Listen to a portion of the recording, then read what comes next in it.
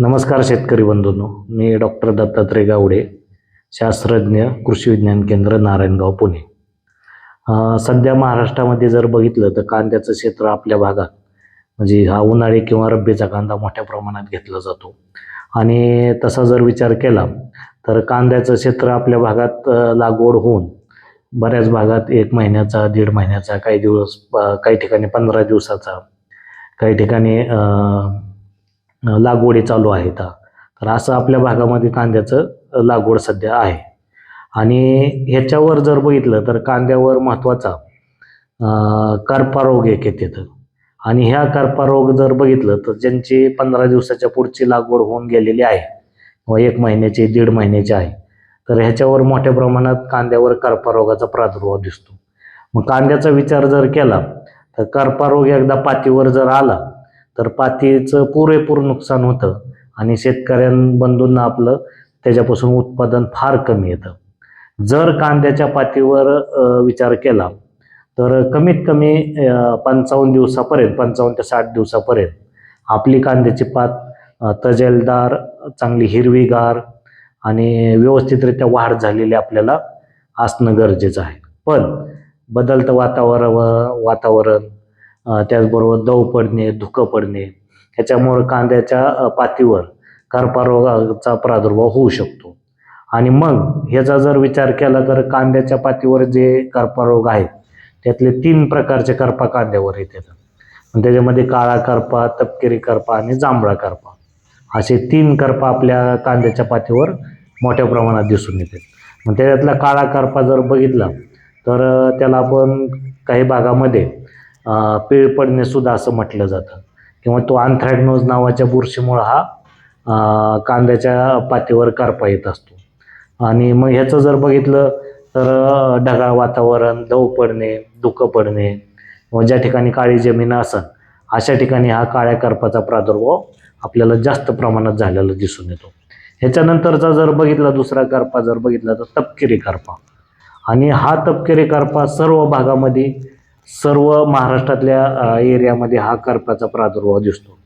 ह्याच्यामध्ये जर बघितलं तर तपकिरीसारखी आपली जी कांद्याची पात आहे ही वरून खाली वाढत येते. आणि मग सुरुवातीला जर बघितलं तर आपल्याला थोडीशीच ती पात सुकलेली दिसते आणि मग हळूहळू ती म्हणजे करपत करपत खाली येते.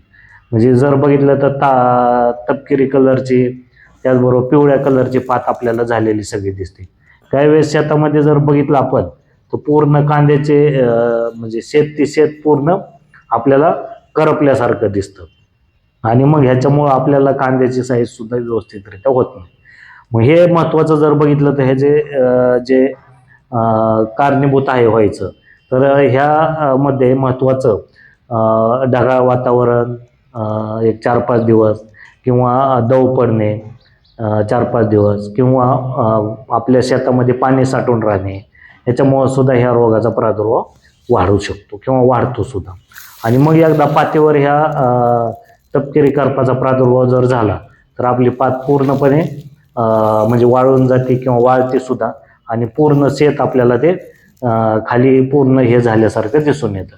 ह्याच्यासाठी आपल्याला जर बघितलं तर महत्त्वाचं जर विचार केला तर हे पहिल्यांदा लक्षणं लक्षात घेतले पाहिजेत.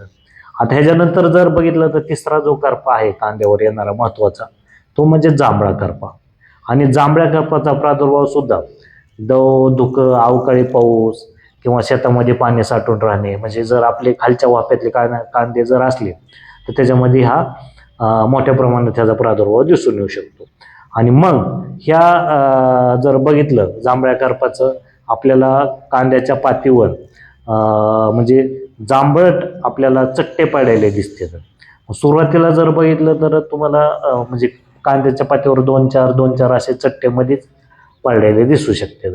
आणि मग हे कालांतराने काय होते एकात एक चट्टे मिक्स होऊन असे मोठ्या प्रमाणात त्याच्यामध्ये चट्ट्यांचा प्रादुर्भाव झाला की आपली पात पूर्णपणे वाळून जाऊ शकते. आता हे जे 3 करपा आहेत हे आपल्या कांद्याच्या ह्याच्यावर म्हणजे एकत्रित सुद्धा हे रोग येऊ शकतात. मग तो काळा करपा असो, तपकिरी करपा असो किंवा जांभळा करपा असो, हे 3 करपा आपल्याला एकाच वेळेस कांद्याच्या पातीवर दिसू शकतात. काळ्या करपामध्ये तुम्हाला मी अगोदरच सांगितलं की कांद्याच्या बुडक्यापाशी आपल्याला ती पात लांबलेली दिसते किंवा तिथं काळे चट्टे आपल्याला बारीक पडलेले दिसते. त्यानंतर तपकिरी करपाचं पान, आपली जी पात आहे ती वाळती आणि जांभळ्या करपाचे आपल्याला ते टिपके दिसून येते. तर हे असं एकंदरीत आपल्याला सर्व हे तिन्ही करपाचा प्रादुर्भाव जर झाला तर कांद्यामध्ये आपल्याला मोठ्या प्रमाणात नुकसान झालेलं दिसून येऊ शकतं. मग शेतकरी बंधूंनी ह्याच्यामध्ये उपाययोजना काय केली पाहिजे, तर महत्वाचा जर विचार केला तर ह्या तिन्ही करप्यासाठी आपल्याला एकात्मिक रोग व्यवस्थापन आपल्याला करणं गरजेचं आहे. आणि मग ते एकात्मिक रोग व्यवस्थापन जर करायचं असलं तर आपल्याला काही टेक्निक त्याच्यामध्ये वापरणं गरजेचं आहे. मग ह्याच्यामध्ये काय आहे की सुरुवातीला कांद्याच्या ह्याला आवश्यक आहे त्याच वेळेस पाणी देणे. दव किंवा धुकं पडत असलं तर सकाळच्या टायमाला आपल्याला ती जी पात आहे त्याच्यावर तसे दव जे पडलेले आहे ते आपल्याला सुती कपड्याने किंवा लिंबाच्या ढगाने आपल्याला ते काढणं गरजेचं आहे. त्याच्यामुळं आपल्याला काही प्रमाणात ह्याचं व्यवस्थापन करता येऊ शकतं. त्याचबरोबर लागवडी आहे सरी वरांब्यावर करणं गरजेचं आहे. पाण्याचा चांगला निचारा होईल जमिनीत अशा पद्धतीने आपल्याला त्याला पाणी देणं गरजेचं आहे. त्याचबरोबर वाफ्यामध्ये पाणी साठू नये ही बी आपल्याला त्याच्यात दक्षता घेणं गरजेचं आहे. त्याचबरोबर जर बघितलं तर दर 20-25 दिवसांनी आपल्याला आपली जी कांद्याची क्षेत्र आहे ह्याच्यामध्ये तण विरहित राहता कामा आहे, म्हणजे त्याच्यात तण कुठलंही असता कामा नये. पुनर्लागवड करता वेळेस म्हणजे ज्यावेळेस आपण रोप लागवड करतो त्यावेळेस कार्बनडायझिम 0.1% म्हणजे 1 ग्रॅम प्रति लिटर पाण्याने रोप त्याच्यात बुडवूनच आपल्याला लागवड करणं गरजेचं आहे. कांदा पिकाची दर 2 ते 3 वर्षांनी आपल्याला फेरपालट करणं गरजेचं आहे. आणि एक शेवटचा मुद्दा म्हणजे शेतकरी बंधूंना एक लक्षात घ्यावा की आपण जर ह्या रोगासाठी काही उपाययोजना करत असला तर एकाच वेळेस त्या भागातल्या शेतकऱ्यांनी औषधाची फवारणी करणं गरजेचं आहे. हे असे काही जर म्हणजे एकात्मिक व्यवस्थापनामध्ये जर उपाययोजना केल्या तर आपल्याला चांगल्या पद्धतीने त्याचा व्यवस्थापन करता येतो. आता ह्याच्यानंतर काही रासायनिक उपाययोजना सुद्धा आपण ह्याच्यामध्ये करू शकतो. मग रासायनिकमध्ये जर बघितलं तर काही बुरशीनाशक आहेत, हे आपल्याला टप्प्याटप्प्याने जर वापरले तर आपल्याला ह्याचा व्यवस्थितरित्या व्यवस्थापन होऊन ह्या कांद्याच्या पातीवर येणारे जे काही तिन्ही करप आहेत याचं आपल्याला व्यवस्थापन करता येतं.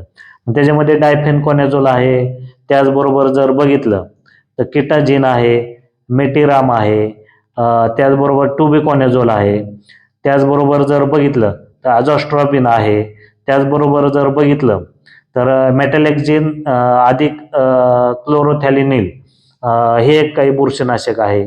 त्याचबरोबर मेटिराम पायलोस्ट्रॉबिन सुद्धा बुरशीनाशक आहे. त्याचबरोबर टुबिकोनॅझोल प्लस ट्रायफॉस्ट्रॉबिन हे सुद्धा आपल्याला संयुक्त बुरशीनाशक आपल्याला वापरणं गरजेचं आहे.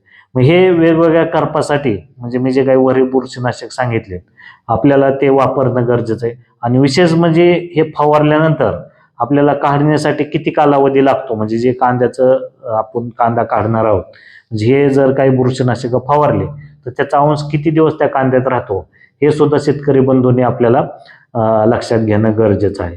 तर तुम्ही ह्या टेबलमध्ये सर्व बघता की मी सर्व माहिती म्हणजे मात्रा किती घ्यायची, त्याचबरोबर कुठलं बुरशीनाशक वापरायचं, त्याची मात्रा किती घ्यायची, त्याचबरोबर ते कुठल्या रोगावर वापरायचं आणि त्याचबरोबर त्याचा कालावधी किती दिवस आहे ह्या टेबलमध्ये तुम्हाला व्यवस्थितरित्या पाहता येईल.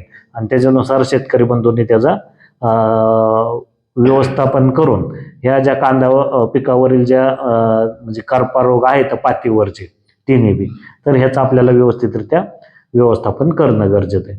तर शेतकरी बंधूंना माझी एक दुसरी विनंती आहे की आपण जर नवीन असाल तर ह्या यूट्यूब चॅनलला लाईक व सबस्क्राईब करावं आणि कांदा पिकातील जी माहिती आहे किंवा बाकीच्या सर्व पिकातली कीड रोगाची माहिती आपण ह्या चॅनलच्या माध्यमातून सर्व शेतकरी बंधूंना देणार आहोत. धन्यवाद.